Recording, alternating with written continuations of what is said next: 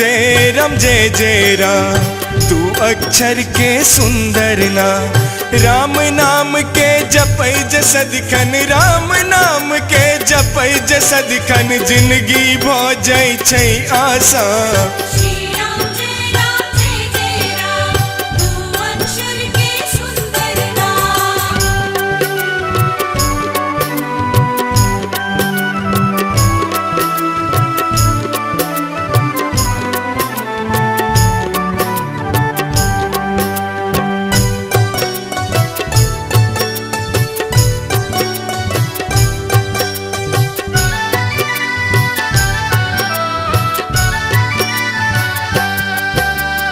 भक्त प्रहलाद के रक्षा ले प्रभु जी नरसिंह अवतार लेला, प्रभु जी नरसिंह अवतार लेला।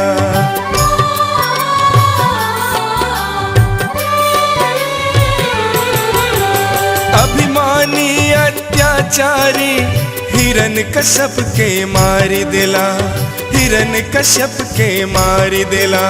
सागर मंथन में भगवान कश्यप रूप बनेला, परशुराम अवतार प्रभु के जगत प्रसिद्ध कहावे। श्री राम जय जय राम, तू अक्षर के सुंदर नाम।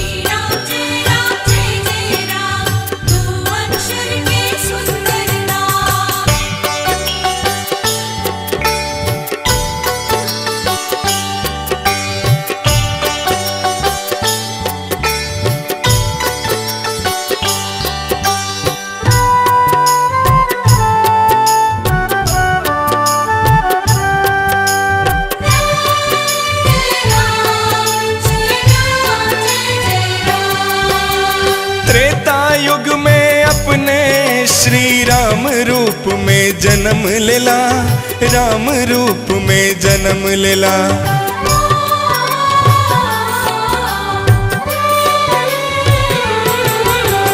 जनक सभा में धनुष तोड़ का मैया सिया सो ब्याह केला, सिया मैया सो ब्याह केला। द्वापर युग एतै त प्रभु अवतार कृष्ण के लेता, सगरो धरती पर अधर्म के मिटा जते सब नामो निशान।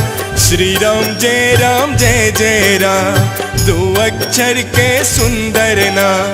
श्री राम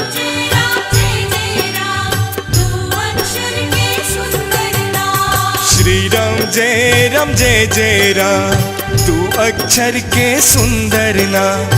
राम नाम के जपै जसदिखन, राम नाम के जपै जसदिखन, जिंदगी भो जाय छै आसान।